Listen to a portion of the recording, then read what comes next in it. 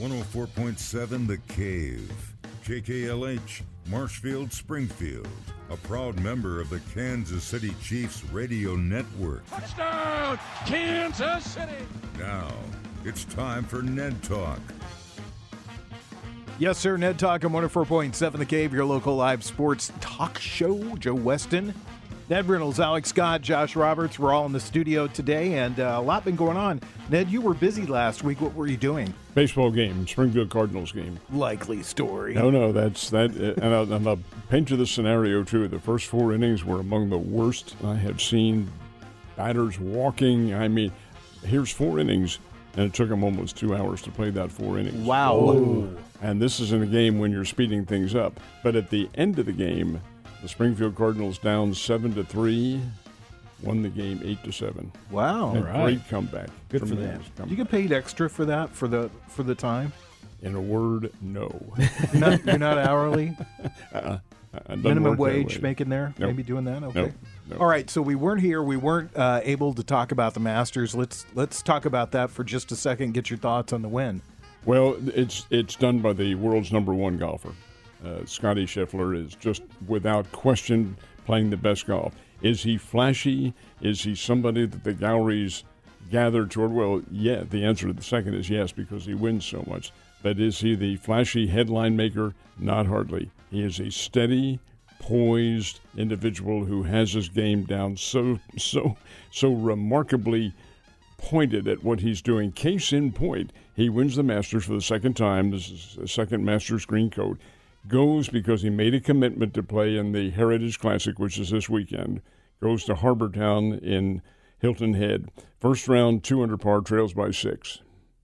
He's now in the lead by, well, he's 16 under par and in the lead by 2 or 3, something like that. This guy is a remarkable golfer. Not flashy, again, not spectacular, not thrusting his fist in the air and throwing his cap and all that sort of thing. Just plain, steady, poised golf. He's really good. Not going after waitresses or anything like that? Not hardly. Not hardly. Now he hasn't made that Perkins money yet. Well, I heard a story that he had a flip phone until about 3 or 4 years ago, and now he has a smartphone, but it's only to keep track of scores. That's the only reason he has a smartphone. No, that's true. No, I'm talking actually about golf. I'm not making up a story there. That he had a flip phone for about most of his life, and then he got a smartphone a few years back so that he could keep track of the golf scores. Nice. So, Okay. yeah. Interesting cat. Congratulations to him. Thursday is draft day, so let's talk a little bit about the NFL draft. And I always find it really interesting between the end of the season or during the college football season, how it seems like NFL teams kind of fall in and out of love with guys. And to me, that looks like the case this year. Caleb Williams is at the top of everybody's draft board, that he's going to go in the number 1 spot. Do you think, Ned, that 3 or 4 years from now we'll be talking about Caleb Williams as a top 5 quarterback? Who can say? Yeah. It just is really an impossible one. All these other individuals who have come in as number 1 draft choices and then faltered after 6 months, 7 months, they haven't been able to get it. And even when they're kept around for a while, they still don't really mature into that level. This is a tough profession in which to succeed, and they'll all tell you that. You can have all the publicity in the world, but if you can't master what the franchise, what they want in terms of their playbook and their skill level, you're not going to make it. Caleb Williams played at Oklahoma, star at Oklahoma. Played at Southern Cal, star there, Heisman Trophy winner. Made them a big winner, not in every game, but he certainly qualifies for being a number 1 draft choice. Will he make it? Who knows? You just no way of predicting. Alec, what do you think? When you're Chicago and you've been hurting for quarterback for so long, and they've kind of been a kiss of death for quarterbacks they bring in, the last quarterback you can think that gave them consistently really good play was Jay Cutler, and even that was up and down in his time there. But he leads their franchise in passing yards, which just shows you how kind of snake-bitten they've been at the quarterback position. Jay Cutler, there's a name for you. So There's a lot of quarterback names out there right now. This time of year, a lot of them tend to fly up the board between Caleb Williams almost certainly going number one, and then you have the Commanders, whether they take Drake May or Jaden Daniels is going to be the big decision. Then you have J.J. McCarthy right on the heels of those two guys, as well as Michael Penix out of Washington. He's falling down in a lot of draft boards all the way to the Raiders in the 13 spot. And during the season, Penix and there's another guy whose name just escapes me, and he's falling to the second round now. And Penix and him, he played for the other team in that conference. For Washington. Penix is Washington. Oh, so it was this is the Oregon. Bo Nix out of Oregon. Bo Nix, Bo Nix, yeah. So I watched a lot of those two guys play during the course of the college football season. They were both very impressive. Jaden Daniels put up some video game style numbers. Why is Caleb Williams at the top of this list now, and why is Drake May and J.J. McCarthy getting into this conversation? Probably because of the length of time that Caleb Williams has played. And he played for two colleges, high-powered colleges, Oklahoma, Southern Cal, that get headline names. The others have pretty much stayed put. Except Bo Nix. Well, Bo Nix was Auburn. That's he was right. Auburn, and he went to Oregon. In Oregon. Yeah. That's right. But do you really put them in the same category as Southern Cal and Oklahoma? I think as much as I hate Auburn, they're better than Southern Cal. Well, they were this year, yeah, and last year. But the fact is, are they consistently up there? But no, the Trojans are going to get the headline. I think that has something to do with it. But Caleb Williams is also pretty good. He's not a slouch. He can win for you. I feel like the thing that might hurt him is his build. He doesn't look to me like the type of quarterbacks that are coming into the NFL that have success being mobile quarterbacks. Because if you look at the size of Jalen Hurts, he's got more of a thick build to him. And maybe they can help Caleb Williams with that. But when I think about Caleb Williams, and please correct me if I'm wrong here, he seems more like the build of a basketball player than he's tall and willowy, but he can still play. And and he can absolutely sling it. That's the big thing. He is less of a runner than Justin Fields is, and Justin Fields just leaving Chicago. They're going to want him throwing the ball, and when you look at the tape, that's what people are looking at. They see highlight throws on the move, highlight throws in the pocket. It's going to be about how well can he read defenses in the NFL. That's what it mostly comes down to with these guys, because all of these guys at this point have great arm talent and physical ability. But Chicago's got DJ Moore, a true number one wide receiver in the NFL, and they have this number one pick is not theirs. It's Carolina's. Their own pick comes in the top 10 as well. They are in prime position to get Caleb Williams at 1, and then either a Marvin Harrison, Rome Odunze, or Malik Neighbors, a top receiver out of the draft, too, to pair with DJ Moore. They're looking to set him up for success, which is not something a lot of these high picks can do for their young quarterbacks, and that's why they struggle. They go into a position where they say, hey, rescue the team. This team won 4 games last year. What do you want me to do? But they had Justin Fields, and I don't think there's anybody in this room that's going to say Justin Fields is a very talented quarterback. Right. And he's running for his life most of the time. So my opinion is take Marvin Harrison in the number 1 spot. You've got 2 number 1 receivers. Keep Justin Fields, which he's gone now. It's too late now. And then draft an offensive lineman to protect him. I think Fields, some of it is on the system and the offensive line run for his life. I do think another part, and hopefully a year behind Russell Wilson with my Steelers helps him grow. I think there's a lot of evidence of Justin Fields not seeing open receivers or being hesitant to pull the ball because he relies too much on his athleticism. I think looking at Caleb Williams, he's a better thrower of the football than Fields was, and they're going to try and build it for that. But he is still going to be running for his life, and he'll probably get sacked more than any quarterback in the league. He might. Justin Fields held the ball as long as any quarterback in the league, and they're looking at numbers. Their offensive line play was not elite, but it was not bottom level. It was okay. And if you put a great quarterback behind an okay line, they make it work. And so I'm not saying he is already great, but that's going to be what Chicago's counting on. Ned Talk on 104.7 The Cave, your local live sports talk show. If you want to contribute to the conversation, 417-863-7104. That is the text number. Please put your name on that text. I think when we were talking about this, first thing out of your mouth, Josh, was Marvin Harrison, and he's falling. Down the draft board. I'm 1 here. I'm seeing they've got him going in the number 4 spot to Arizona. Who's going to throw to him? And on another spot, they got him going to the New York Giants at number 6. That doesn't make any sense to me. It's something. I mean, did he go to the combine? I mean, I don't. What has dropped him on this draft board? I don't understand. Quarterbacks going up, and it's just because you look at Chicago, and then you have Washington, and then you have New England at 1, 2, 3. That's almost guaranteed quarterback.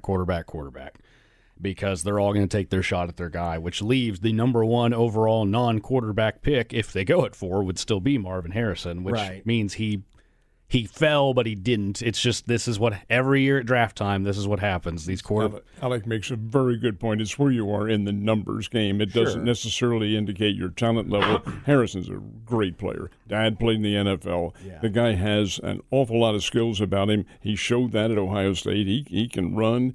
He didn't play in the game against Missouri. You know, he's down there, he's suited up, and then I better not. He was too scared. I get it. I would have been too. Powerhouse Mizzou. Afraid of that Tiger defense. Held him to 3 points.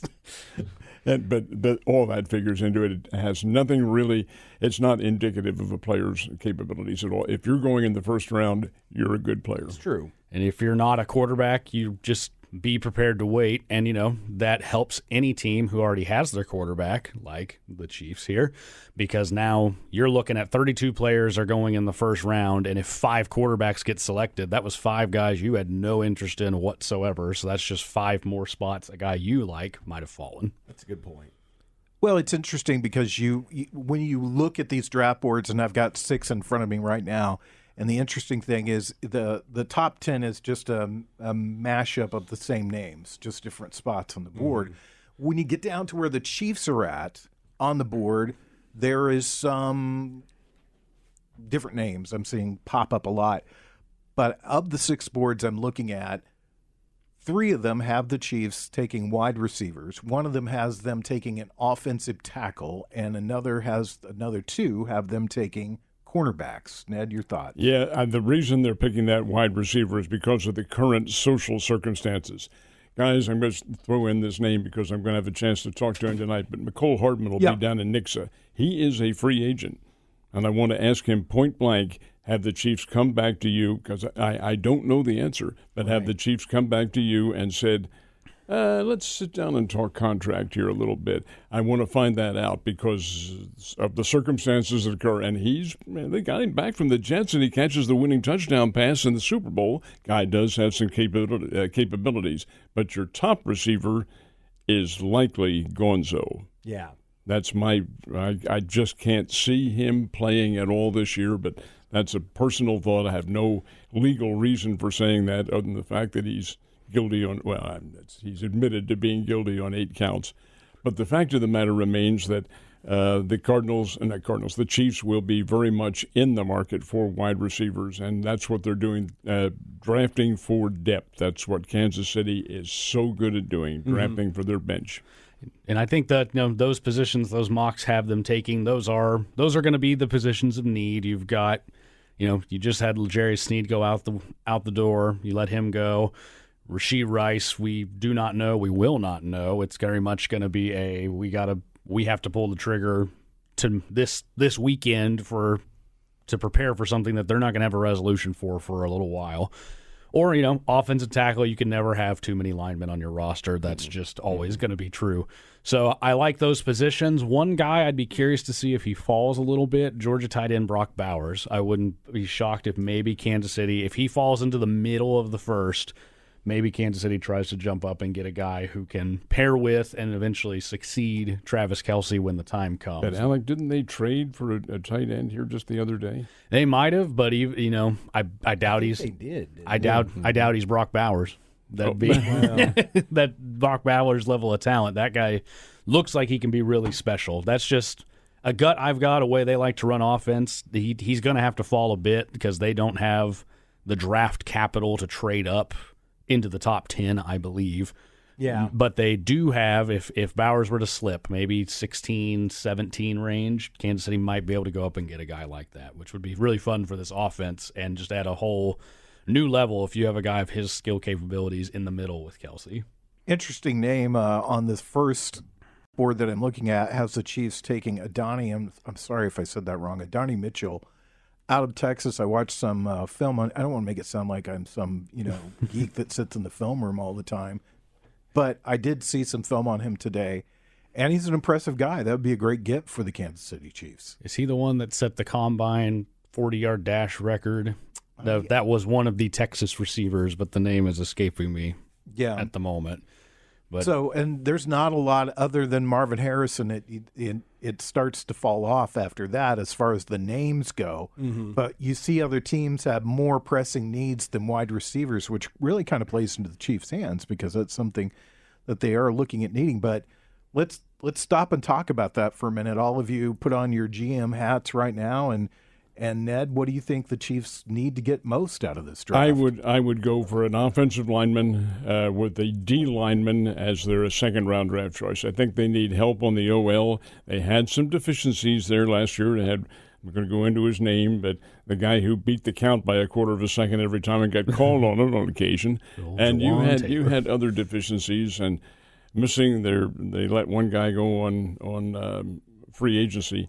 I think they need some backups there. Again, though, I'm going to point out Kansas City drafts for depth. They do not draft for starters. They don't have to. They have the starters there, and that makes the difference. I would go for an old lineman. What do you think, Alec? It's tough with, it's going to be so flexible with who guys are taking. I think I really like best available at that either probably lineman or corner. If there's a receiver you just really love, maybe they jump it there, but I think history is shown right now wide receivers turning into position with a ton of depth in most drafts. So I think they could try and find a guy a little later. I probably also would say lean more towards a lineman, but if there's a corner there that you like more than any of the linemen out there, I'd go that direction if I was the Chiefs. That tight end I was trying to think of is a guy named Herb Smith, who they got from the Cincinnati Bengals, and he is a Bama guy, and you didn't know that, John? I did know that. He knows his GPA. He knows his preferred pregame meal. I don't know that. Oh, I thought you knew all your Bama guys. Not all of them. What do you think? What do you think, Josh? I think they should. If I was the GM, I would look at cornerbacks in the first round and get somebody who could be another shutdown corner. I understand the need for offensive line depth, so that would probably be my second-round pick, unless there is some talented wide receiver that they think could step in and be a starring role. But I agree with you guys. I mean, the Chiefs don't normally draft for starters. They draft for depth. So I would go cornerback first round and probably offensive lineman second round. They've been busy in the month of April. I mean, we've talked about this. They officially signed Carson Wentz on April 4th. April 6th, they agreed to terms with Mike Dana, and they re-signed offensive lineman Mike Caliendo on April 9th and Z Johnson as safety, backup safety. So they've been kind of filling in the gaps with this roster and with this depth. And I don't usually I sit here with this in front of me, so I'll flip over to it really quick as the depth chart to see where they're at right now. Little thin on the offensive line still. I mean, there's nobody behind Creed Humphrey. There's nobody behind Trey Smith right now. Defense looks pretty good, pretty solid as far as that goes. So I think I would look for an offensive lineman because if Patrick Mahomes has time to throw, he'll find somebody to throw the ball to. It's true. Yep. That he will. Absolutely, absolutely. When we come back, we'll talk a little bit about something. We'll figure something out. There's baseball, there's hockey, there's basketball. I even want to talk to Josh about soccer, so maybe we'll do that next on Ned Talk on 104.7 The Cave.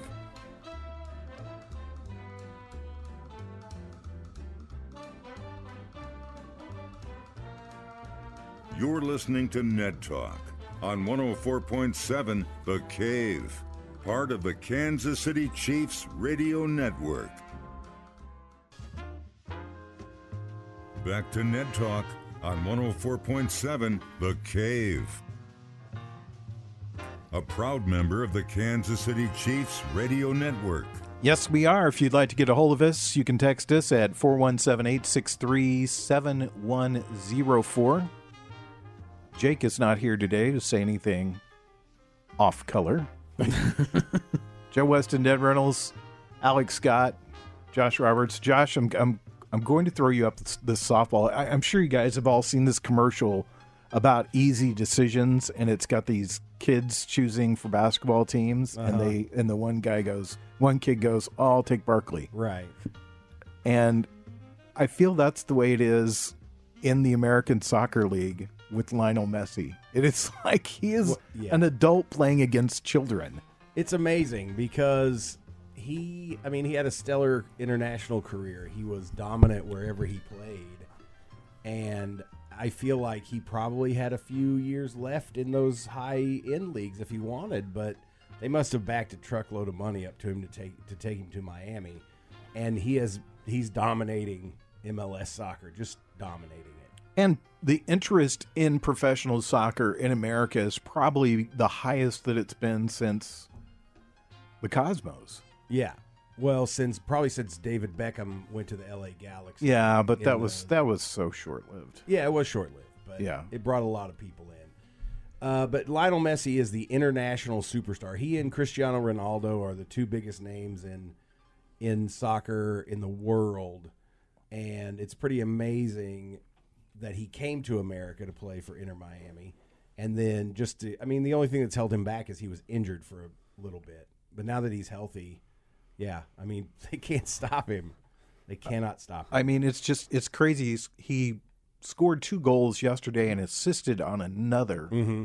And it is kind of like watching an adult run around at a Y soccer game, just like, get out of my way, kid, I'm going to score now, kind of thing. So, and he's not even, this is him past his prime. Like, you could definitely argue that this is not Messi at his absolute best, but he still is arguably the biggest soccer name in the world. It's funny to me that him and Ronaldo are probably still the two, despite the fact that they are not the two top men in the world anymore, especially as far as scoring and all I was that. like, you look at some of these other guys that have come up and kind of taken that mantle, but no one's been able to shake the stranglehold they have on just the popularity and within their sport. It's still Ronaldo and Messi, and having one of them in America, that is their aim. They want to get people to come out to these matches and draw a little interest, and maybe try and influence one of the premier athletes that would have normally gone to play football or normally gone to play basketball to maybe play some soccer. Jake said that he went and watched Inter Miami play Kansas City last week so he could see Messi play. Oh, Jake does everything. Yeah, well, and he's not even a soccer fan, really. No, he just does stuff. He just does stuff. That's right. Just walks around and does stuff. Makes videos of himself. I don't even know what Jake does. I really don't. Ned, what do you think? People are obviously excited about this. I mean, do you have your thoughts on? It's the typical appeal to the American sports fan to bring in somebody of international caliber.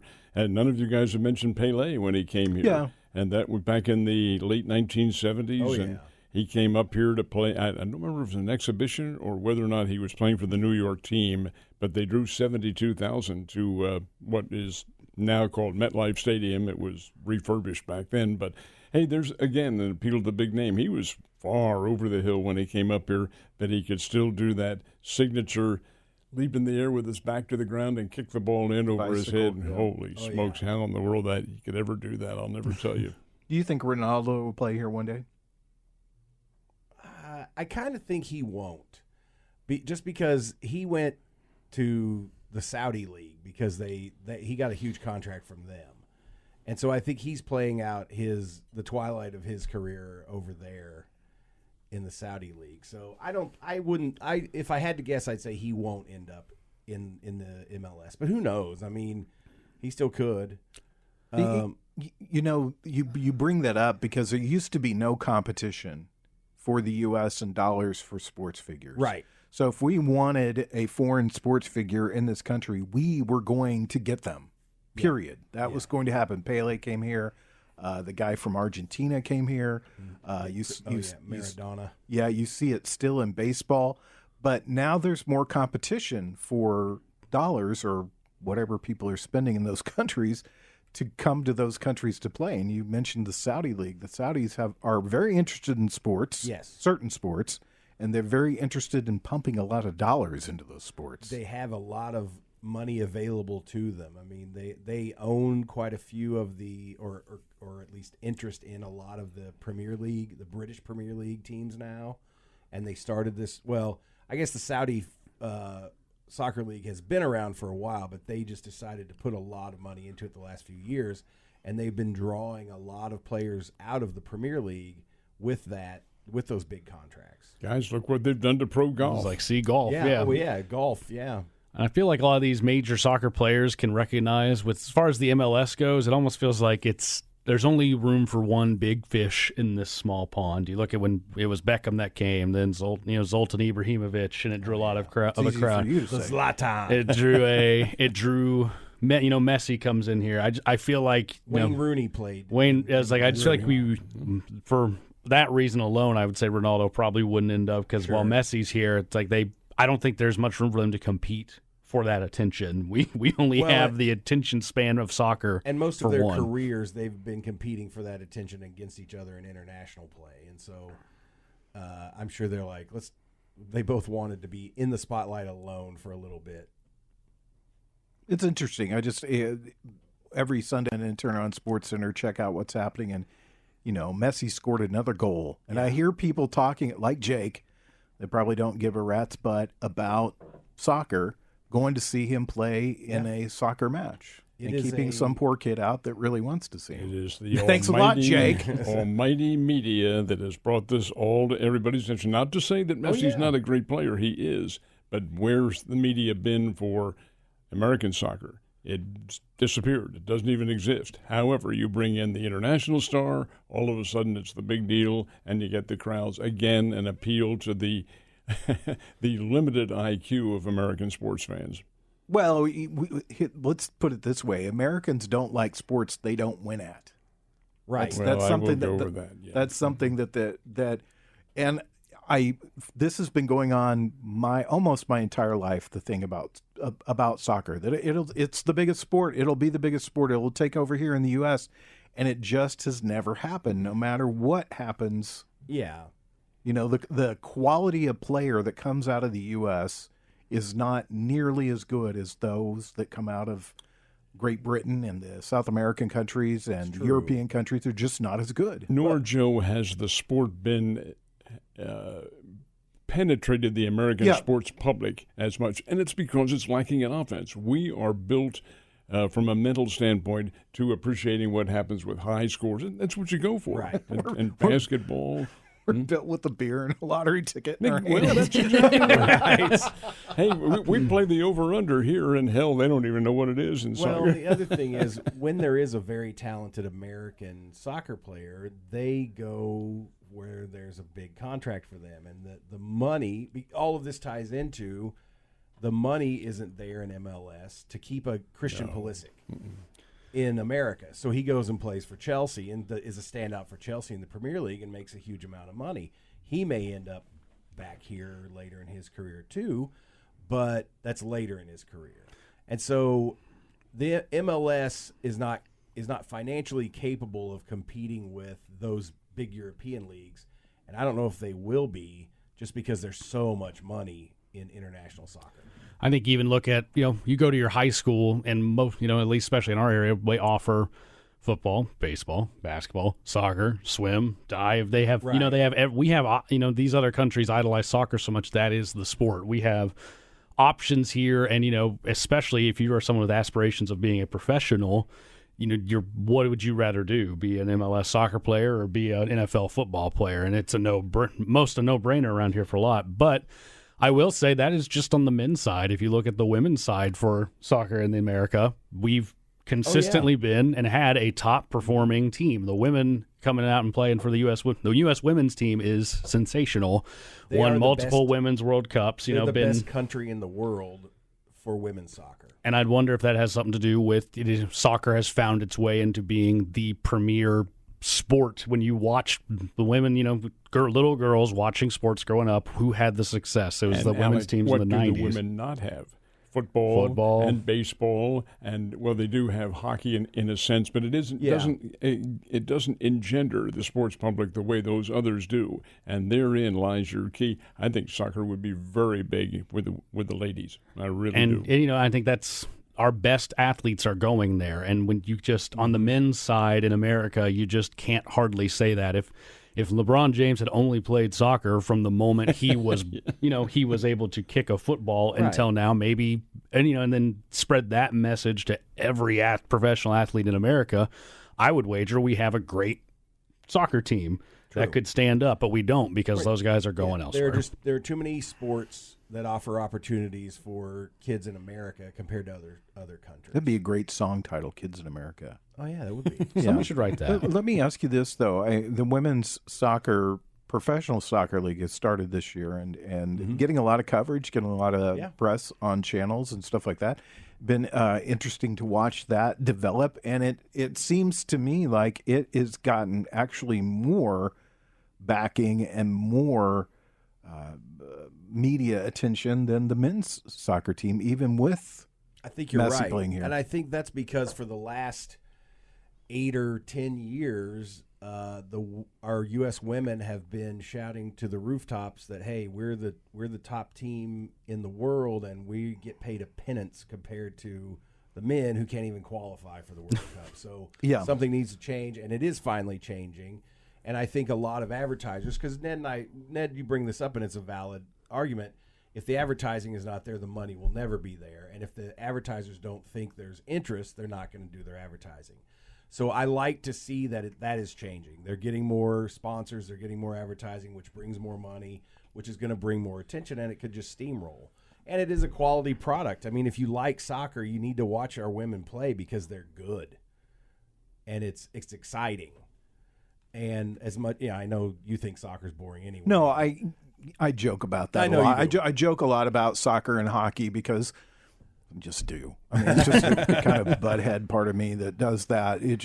But I mean, they are amazing athletes to stand out there and run and just run and run and run and run.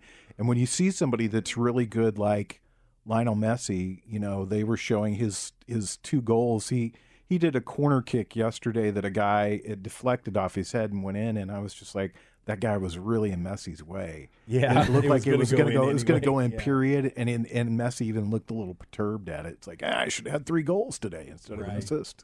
But I don't want to. I certainly don't want to get myself in trouble in here because I don't mean this in the wrong way. But the quality of women's soccer is much higher in the U.S. than men's soccer is, and I think that that's a sport where you possibly could see the gender barrier getting broken fairly easily.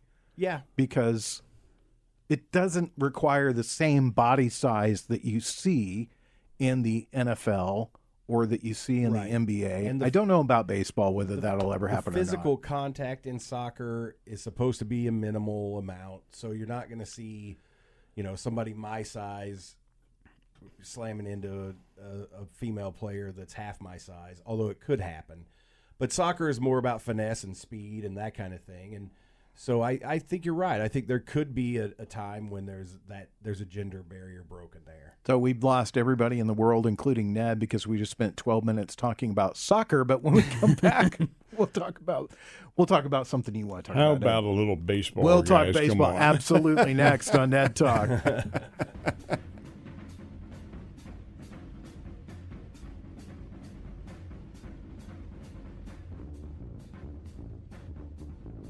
You're listening to Ned Talk on 104.7 The Cave, part of the Kansas City Chiefs radio network. Back to Ned Talk on 104.7 The Cave, a proud member of the Kansas City Chiefs radio network. How about them Kansas City Royals? They're pretty good. Playing some good baseball right now. Now, they did lose last night 9-7, but they're playing the Baltimore Orioles. For heaven's sake, that's one of the powers in baseball. And as I said, not that I'm a soothsayer or anything like that, this is a good team. They're not a great team yet, but they will be in time. They're coming on. They're young. They're strong. If their pitching holds out, they're a pain in the backside to a lot of the teams, including the Guardians and the Twins and the White Sox and the other teams in that division. They're going to be very strong. And they are doing it with offense, too. They are plus 43 in run differential, which is second in baseball. The problem is the team that's first in baseball happens to be in their division, the Cleveland Guardians, who are having a good season too. And you know who is having a terrible offensive season? Who's that? Our neighbors to the east, the Cardinals. Oh, goodness sake. They have some significant problems on that team. Had a 4-2 lead yesterday and lose 12-5 to the Milwaukee Brewers. Their pitching just went south. But more than that, it's their offense. They do not have anything that's consistent. Now, I'm not a big backer of home runs being a major part of baseball, but it is a part of it. And the Cardinals are next to last in team home runs this year. I think they have 13, if I'm not mistaken, and the poorest team is also one of the worst in baseball, Chicago White Sox. But the fact is they're not hitting the ball, and what has to be of terrific concern to the front office is Goldschmidt. Goldschmidt, who slumped last year, but then the team slumped last year, so you could overlook it a little bit. But he is batting 173 after what do they have, 21 games so far this year, 2021, somewhere around there. 173, well, I think he has 2 RBIs and ridiculous. I think that's what it is, 2 RBIs. Regardless of that, they're very low numbers at this time in a free agent year for a 36-year-older. That's not going to carry him. Well, I mean, the good news here is they are in the National League Central, and the darlings of the National League. So a week ago, Pittsburgh Pirates, they were 8-2 at that time. They went 2-8 on their last stand, or they were 9-2, and now they're 11-10 and just in front of the Cardinals. Alec, you bleed red more so than the rest of us. To be fair, yeah. So what are you seeing? You know, I'm seeing a team that's just not playing well, and we talked about it a lot over the course of the offseason. There were some additions that we thought would make this pitching rotation better, but not great, and that's certainly shown up in a lot of ways. Now, I will say Sonny Gray starts today, and so far through 2 starts, he's got 11 innings of no runs allowed and 2 wins. So Sonny Gray has been as advertised, and he's working back from an injury. So, you know, that scoreless streak will end eventually, but so far he's been every bit of the top of the rotation guy the Cardinals wanted. Lynn and Gibson are eating innings. You know, whether they allow runs or not, they are still going deep into games. That was a point, but the lack of offense is troubling, and especially coming from some of your guys who you would expect to produce big numbers, Goldschmidt especially. However, I will say I've seen Goldschmidt start slow before, and then as the weather starts to warm up, he tends in his career to warm up with it. And we're also early enough in a year where a 170 average can jump up to a 250 if he has back-to-back 2-hit games almost. I'm trying not to panic about April baseball when they're 4 games under 500, but it is April. It's important to get these wins now. I will not deny that. I really hope they can pull one out today to not get swept by Milwaukee, because those things can come back to haunt you later. But it's just a little too early. I was just looking at my phone. The Dodgers are 12-11. I would still bet the Dodgers probably win 100 games this year, but it's very early. But I also can flash back 365 days to me going, it's early, and it never turned around last year. I think that's what Ned was about to point out. Well, pointed out that last year's April record, I think, was 9-24 or something like that. And while they're not going to be that bad this April, it is trending toward a lower number, and the trend is what you look for. I do think the Cardinals will snap out of it to some extent, but to how much, that remains to be seen, because they have not shown any consistency at all. Admittedly, Tommy Edman's out of the lineup, and he's a catalyst, but the fact of the matter is it's not a one-man game, and these guys are not carrying each other. And they did today. They've made a move. I saw the lineup came out. Goldschmidt's hitting 5th. They have moved him down. Yeah. The Victor Scott got optioned back to Memphis this morning, which I do think he is premier on defense and the base running, and I think the future's bright, but he's just not ready to hit MLB pitching. Polente got dropped down, too. Yeah, Andre Polente and Victor Scott went down. So I think, Edman will come back. Dylan Carlson, despite not having lived up to, I think, what they wanted, Dylan Carlson is still a pretty solid hitter in the major leagues. They're missing some guys, but the guys they have now should be enough to get it done between your Arenado, Contreras, Goldschmidt.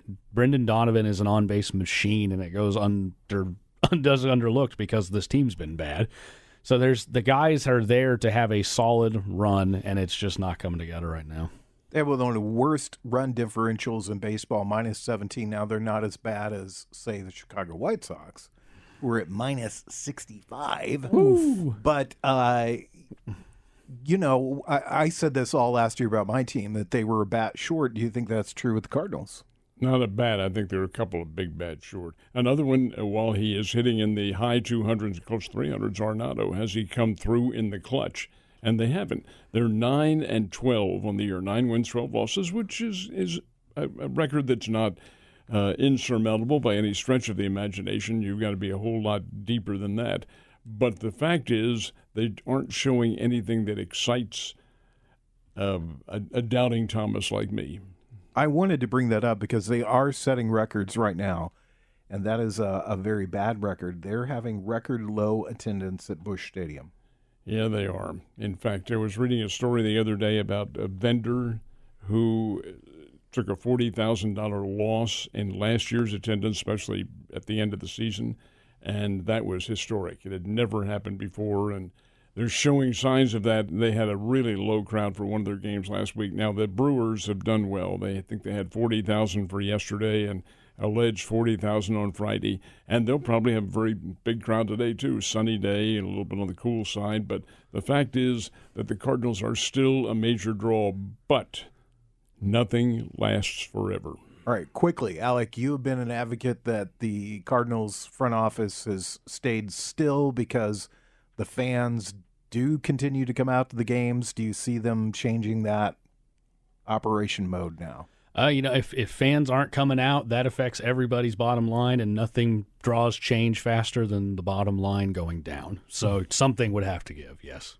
Josh, your Cubbies are playing good. Yep, they're playing good baseball. They're not dominating, but they're playing well. 6-4 over the last 10, Yeah, and I'm happy Milwaukee's with that. back being a solid team again. This early in the season, Oh, it's yeah. so hard because everybody just jockeys around from one spot to another. You can see a team be in last place, and then next week they're in first Sure. place. So How are your Yankees? they are the best team in baseball. Nice. So we'll talk about that some other time. When I'm on in New York, we'll talk about that. It's Ned Talk. We'll wrap up the show next.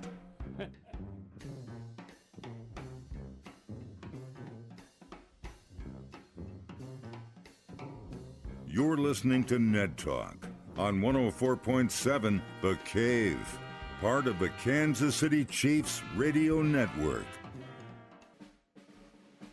Back to Ned Talk on 104.7 The Cave, a proud member of the Kansas City Chiefs radio network. We're a bunch of jabronis. We sit around here talking about early season baseball and soccer for half the show. When there's Stanley Cup playoffs going on, the NBA playoffs, a lot of exciting young teams in the NBA. I mean, I think if you told most people that the West leader was the Thunder, and I follow basketball to a certain degree. I'm like, who plays for the Thunder? But they've got a good team this Chet year. Holmgren, Shy.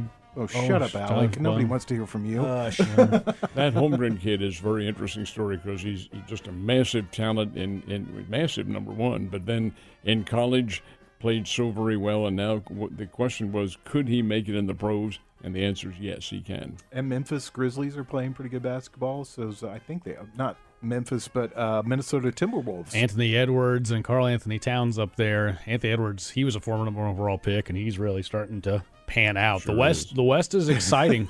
Josh is zoned out. It's like the West. Basketball, I don't care. It's like the West is very exciting. You know, the age of Steph Curry and Golden State or LeBron James running it has kind of passed. Those teams have aged out. Now there's a lot of fresh faces, but still, I think the one to contend with, you got Nikola Jokic in Denver.